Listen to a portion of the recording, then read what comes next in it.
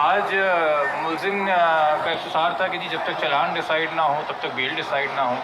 میرے نزدیک یہ قانون کے اندر جدت پیدا کرنے والی بات ہے۔ ہماری پوری کرمنل جورسپروڈنس میں ایک نئی ایجاد آئی ہے کہ جب تک چلان ڈیسائیڈ نہ ہو بیل ڈیسائیڈ نہ ہو، خاص طور پہ وہ بھی پری اریسٹ بیل۔ ایسا نہ کوئی قانون ہے نہ کچھ ہے۔ خیر چونکہ وہ کسی بھی بات پہ راضی نہیں ہو رہے تھے اور میرے خیال میں چاہ ہی رہے تھے کہ کسی طریقے سے آج کا وقت گزر جائے اور آگے میٹر ڈیٹ چلا جائے، جو کہ ایک معذرت کے ساتھ مجھے کہنا پڑے گا ایک تواتر سے ایک تسلسل بن گیا ہے۔ 1 مہینے سے اوپر ہو گیا ہے یہ بیل کی اپلیکیشن چل رہی ہے۔ تو یہ ٹیکٹکس ہیں جو انفارچونیٹ ہیں جو استعمال ہو رہے ہیں ملزم کی سائڈ سے۔ ایم ایل او کے اوپر ہاؤ ایور ڈسکشن ہوئی اور ہمیں ایم ایل او پہ رہنا تھا۔ میں اس پہ بھی تفصیل میں نہیں جاؤں گا کہ وہ کیا آرگومنٹس ہوئے، میرے خیال میں وہ بہت مختصر میٹر تھا، ہم نے تو بہت مختصر بیان کر دیا تھا۔ مگر چلے وکیل کو اگر کورٹ سن رہا ہے تو اس کا حق ہے کہ وہ جو کچھ بھی پیش کرنا چاہے رکھنا چاہے رکھ سکتا ہے، وہ عدالت کے لیے کنسیڈر کرنا۔ میں تو نہیں تبصرہ کرنا چاہوں گا، بٹ ہماری مین گریونس یہ ہے کہ آج بیل اپلیکیشن چلنی چاہیے تھی اور وہ ڈیسائیڈ ہونی چاہیے تھی۔ بٹ چونکہ ہماری طرف سے یہ ایم ایل او اپلیکیشن تھی اور کم سے کم عدالت نے اس پہ پہل شروع کر دی، پھر اس وقت جتنا بھی لگا وہ ہر وکیل اپنی آرگومنٹس کے حساب سے ٹائم لیتا ہے، ہم نے بھی وقت لیا آف کورس۔ تو امید ہے کہ اب منڈے تک معاملات گئے ہیں، منڈے کو ایم ایل او پہ مزید گفتگو، مزید دلائل ہونے ہیں اور پھر بیل پہ بھی دلائل ہونے ہیں، اور امید ہے تب تک چلان بھی طے ہو جائے گا۔ تو جو فی الحال کچھ گریونسز اگر اکیوز کے وکیل کو ہیں یا ان کی کنٹینشن ہے تو وہ ایڈریس ہو جائے گی کہ چلان ایک بار ڈیسائیڈ ہو جائے گا۔ سر ایم ایل او پروسیکیوشن اور تفتیشی افسر چاہ رہے ہیں کہ ایم ایل او ہونا چاہیے؟ جناب پروسیکیوشن نے تو ہمارے آرگومنٹس اڈاپٹ کیے ہیں، انہوں نے سپورٹ کیا ہے، اور آئی او کا اس وقت صواب دید نہیں ہے، جو کہ آئی او چلان جمع کرا چکا ہے اور 375 میں جمع کرا چکا ہے، اور جس اپلیکیشن کی وجہ سے یہ ساری بات بنی ہے وہ اپلیکیشن آئی او نے خود جمع کرائی تھی۔ اپلیکیشن جمع کرا کے وڈرا تو نہیں کی گئی ہے، وہ تو جورسڈکشنس کی وجہ سے، باقی معاملات کی وجہ سے میٹر ابھی تک لنگر آن ہو رہا ہے۔ تو اب منڈے کو امید ہے کہ ایم ایل او پہ جو بھی فیصلہ ہونا ہے ہو جائے گا، بیل پہ جو بھی فیصلہ ہونا ہو جائے گا، اور چلان پہ جو بھی فیصلہ ہونا ہو جائے گا۔ دیکھیے نا، چلان پہ جو فیصلہ ہے وہ حتمی ہے، اس کو بھی اپیل کیا جا سکتا ہے، ملزم کی طرف سے بھی ہماری طرف سے بھی سپریم کورٹ کے لیول تک۔ نہ جو بیل پہ فیصلہ ہونا ہے وہ حتمی ہے، اس کو بھی اپیل کیا جا سکتا ہے آل دا وے ٹو سپریم کورٹ، اور جو ایم ایل او پہ فیصلہ ہونا ہے وہ بھی حتمی نہیں ہے۔ تو یہ میٹرز ہیں، یہ نارمل روٹین کے اندر چلتے ہیں، یہ چل رہے ہیں فی الحال، اور دیکھتے ہیں اس میں مزید کتنا وقت لگتا ہے۔ کیا کہیں گے ایک ہی درخواست ہے ان کی طرف سے جو کہ پینڈنگ پڑی ہوئی ہے، اور وہ اس پہ عدالت جب سماعت رکھے گی ہم ان کو اسسٹ کر دیں گے۔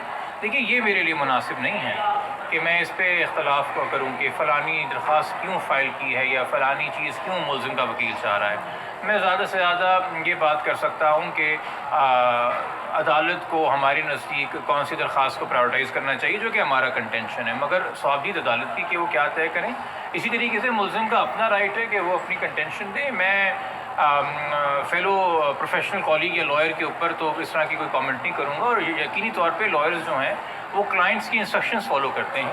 اگر کسی کو کلائنٹ نے انسٹرکشن دی کہ وہ ملاقات کرنا چاہ رہے ہیں تو ان کے وکیل نے درخواست فائل کی ہوگی، عدالت بہتر سمجھتی ہے تو اس کے اوپر سماعت رکھے گی، اور جو فیصلہ ہوگا وہ عدالت کی۔ اس درخواست پہ ویسے آپ کی رائے کیا ہے کہ ملاقات ہونی چاہیے یا نہیں ہونی چاہیے ملزم کی؟ میرے خیال میں تو جی ٹریویسی آف جسٹس ہوگا کہ اس کو برباد کرنے والی بات ہے، پھر ہمیں ٹرائل کی ضرورت ہی نہیں ہے۔ اگر ملزم اور وکٹم کی ملاقاتیں ہوتی رہیں اور مستقل ٹیمپرنگ ہوتی رہے اور نئے بیانات اور طویل بیانات اور جو نئے مسئلے کھڑے ہو رہے ہیں ملزم کے لیے ان کو دور کرنے کے لیے انوکھے بیانات دیے جائیں، ٹیلر میڈ اسٹیٹمنٹس جو لینے کی کوشش کر رہے ہیں اکیوز، اگر یہ کرنا ہے تو پھر ہم اس ٹرائل کے اس پروسیس سے گزر کیوں رہے ہیں۔ میں تو دیکھیں شروع دن سے یہ کہہ رہا ہوں کہ میرا شکوہ شکایت بنیادی طور پہ یہ نہیں ہے کہ 14 سال کی بچی کی شادی ہے یا 18 سال کی بچی کی شادی ہے یا 16 سال کی بچی کی شادی ہے یا 11 سال کی بچی کی شادی ہے۔ میرا بنیادی گریونس اس وقت بطور پاکستانی ایک شدید قسم کی جوڈیشل کنفیوژن سے ہے۔ میں سپریم کورٹ کے آپ کو فیصلے دکھا دوں گا جو ایک دوسرے سے تضاد رکھتے ہیں، ہائی کورٹ کے فیصلے پڑھواؤں گا جو ایک دوسرے سے تضاد رکھتے ہیں، اور لو جوڈیشری کے بھی فیصلے تضاد رکھتے ہیں۔ یہ جوڈیشل کنفیوژن کیوں ہے؟ کیا وکیل کے چینج ہونے سے فرق پڑ رہا ہے یا جج کے چینج ہونے سے فرق پڑ رہا ہے؟ جب قانون سیم ہے تو اس کا اطلاق بھی سیم ہونا چاہیے۔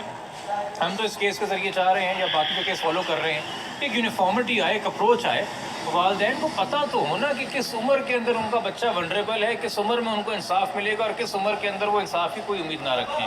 یہ نہ ہو کہ ارے فلانے کیس میں یہ ہوا تھا تو اس جھوٹی امید کے اندر کوئی اپنا کیس پرسو کرے اور اس کیس میں نہ ہو. کیوں؟ کیونکہ یا تو وکیل مختلف ہیں یا ججز مختلف ہیں، شہر مختلف ہے یا قدریں مختلف ہیں. قانون ایک پارلیمنٹ نے بنایا، اس کا اطلاق بھی ایک سا ہونا چاہیے. جوڈیشری بھی پاکستان میں یونیفارم طریقے سے کام کرنی چاہیے اور انٹرپریٹیشن بھی جوڈیشل جو ہے وہ کنسسٹنٹ ہونی چاہیے. ہم یہ نہیں کر سکتے کہ فلاں کیس جو میڈیا پہ بہت ہائپ لے گیا اس میں کچھ اور فیصلے ہیں اور فلاں کیس جو ہائپ نہیں لے گیا اس میں کچھ اور فیصلے اور باقی ساری چیزیں. اور یہ ہمیں بطور معاشرہ، دیکھیں میں بھی بطور وکیل ایک سروینٹ ہوں کرمنل جسٹس سسٹم کا، تو ہمارے لیے بھی تکلیف دہ بات ہے چونکہ ہمیں بھی جوڈیشل کنفیوژن کی وجہ سے پریکٹس میں کنفیوژن ہوتی ہے کہ ہم اپنے کلائنٹ کو کیا ایڈوائز کریں گے. تو یہ اس کیس سے ہٹ کے نہیں، میں جنرلی بات کر رہا ہوں. چونکہ آپ ہی کے علم میں ہے کہ پچھلے جون جولائی کے اندر خاص طور پہ بہت سارے کیس نمایاں ہوئے. کچھ کیسز میں تو بچیوں کو جن پہ کلیم تھا کہ 11 سال کی سیٹ ایٹ لبرٹی کر دیا گیا، ان کا میڈیکل کروائے بغیر. وہ کیس آپ کے سامنے ایک ام ہانی کی بچی کا کیس ہوا تھا، ہمارے سامنے آیا تھا. میرے خیال میں کنسسٹنٹ اپروچ ہونی چاہیے اور اگر نہیں ہوگی تو تمام لوگ آف کورس حق بجانب ہیں کہ وہ اپنی تنقید جو ہے وہ قانون کے دائرۂ کار میں رکھ سکتے ہیں. اس ملک میں میرے نزدیک آرمی چیف کے بارے میں بھی نام لے کے بات ہو سکتی ہے، قمر باجوہ صاحب ہوں یا چیف جسٹس آف پاکستان عمر عطیہ بندیال صاحب ہوں، ان کے بارے میں بھی بات ہو سکتی ہے، یا وزیر اعظم شہباز شریف صاحب ہوں. تمام پبلک آفس ہولڈرز ہیں، تمام ٹیکس پیئرز کی انکم سے تنخواہ لیتے ہیں، تمام سرونٹس آف دا کانسٹیٹیوشن ہیں اور کانسٹیٹیوشن عوام کی خدمت کے لیے ہے اور یہ آئین کی خدمت کے لیے اور آئین عوام کی خدمت کے لیے ہے. تو یہ رشتہ ہے، تو اس سے ہماری ایکسپیکٹیشنز ہیں. یہ جو میں آپ سے تبصرہ کر رہا ہوں یہ بحث اس کیس سے اٹھ کے آف کورس ایک پولیٹیکل اور سوشل ڈائنامکس میں، تو میں یہ واضح کر دوں. بٹ چونکہ عوام کا انٹرسٹ بنا ہوا ہے اس کیس میں، جو اس پہرائے میں بات کر رہا ہوں، بہت ضروری ہے کہ کلیئرٹی آئے جوڈیشری کے اندر، ٹریننگ آئے، سینسٹائزیشن آئے. پارلیمنٹ نے جن مقاصد کے لیے قانون بنایا ہے ان مقاصد کے اوپر عمل درآمد ہو تاکہ یہ قانون ضائع نہ جائیں، رائگاں نہ جائیں. اور ٹریننگ ہونی چاہیے جوڈیشری کے اندر تھرو آؤٹ تاکہ یہ کنفیوژن سے بھی ہم دور رہیں اور یہ پروسیسز، یہ کیسز جلدی چلیں. یہاں پہ ہمیں کم سے کم اس کیس کے اندر جو ایک اچھی بات ہے کہ یہ کیس ایک اسپیشل عدالت میں ایک جینڈر وائلنس کورٹ میں چل رہا ہے. تو یہاں پہ جو ٹریننگ ہے، سینسٹائزیشن ہے، اسپیشلائزیشن ہے، وہ آف کورس باقی عدالتوں سے مختلف ہے. مگر یہ سہولیات اس طریقے سے ہر جگہ ہر کیس سے مہیا نہیں ہوتی. تو اگین اگر یہاں ہمیں اسی نظام سے کوئی چیز مل رہی ہے، ہماری تو خواہش ہے پورے پاکستان کے ہر بچے کو ملے.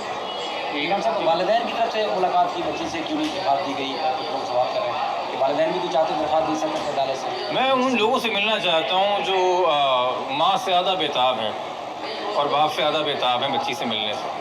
عجیب سا سوال لگتا ہے مجھے کہ لوگ سوال کر رہے ہیں کہ ماں کیوں نہیں مل رہی، باپ کیوں نہیں مل رہا. یقینی طور پہ وہ آپ سے زیادہ بےتاب ہے، ان کی سگی اولاد ہے، آپ تو اس کو آبزرو کر رہے ہیں مگر ان کے تو کیا کہتے ہیں جگہ کا ٹکڑا ہے. کچھ وجوہات ہیں، جب میٹرز قانون میں ہوتے ہیں تو وہ لیگل اسٹریٹجی اس میں آتی ہے. وہ ساری چیزیں میں تفصیل میں بیٹھ کے تو میڈیا سے نہیں ڈسکس کر سکتا. جبران صاحب، لوگوں کا یہ کہنا ہے، دیکھیے یہ میں اس بات کا قائل نہیں ہوں کہ اگر کوئی کیس میڈیا میں ہائپ ہو گیا ہے تو جلدی طے ہو جائے. دیکھیں اگر عوام بور ہو گئی کیس سے تو وہ نیٹ فلکس پہ یا امیزون پہ جائیں، وہاں پہ ملٹیپل سیزنز آتے ہیں، بنج واچ کر سکتے ہیں. 24 گھنٹے میں بدل جاتا ہے کہ آخری قسط میں کیا ہوا. میں لوگوں سے جلدی کیا ہوگا، مجھے یہ تو چلیں آپ لوگ مجھ سے لوگوں کے سوال بڑے پیار سے پوچھتے ہیں. لوگ خود مجھ سے جیسا سوال پوچھتے ہیں پکڑ کے کیا ہو رہا ہے، کیا ہونے والا ہے، اچھا اینڈ گیم بتا دو کیا ہوگا. یہ کس قسم کا تجسس ہے؟ ایک بچی کی پوری زندگی کا معاملہ ہے، معاشرے میں قانون کے اطلاق کا سوال ہے، چھوٹے بچوں کی سیکیورٹی اور بچیوں کی سیکیورٹی کے حوالے سے مسائل ہیں. کیسز اپنی تواتر رفتار سے چلیں گی. جن عدالتوں میں ہم پیش ہو رہے ہیں اس میں murders, rape, gang rape, kidnapping for ransom, اور کون سے کیسز نہیں آتے. جسٹ بیکاز وہ کیس میڈیا پہ نہیں ہے تو کیا اس مظلوم کا غم چھوٹا ہے یا اس مجرم کا جرم چھوٹا ہے؟ تو یہ تو میں نہیں کہہ سکتا کہ عدالتوں کو فلانے کو پرائیورٹائز کرنا چاہیے. میرے خیال میں تو عدالتوں کو کبھی بھی کسی بھی صورت میں کسی بھی کیس میں ذرا بھی میڈیا کا پریشر نہیں لینا چاہیے. ججز ہونے وہی چاہیے جو ٹی وی آف کر کے فائل پڑھ کے فیصلہ کرے. سوشل میڈیا سے نہ ججز کو ڈکٹیٹ ہونا چاہیے، نہ انفلوئنس ہونا چاہیے.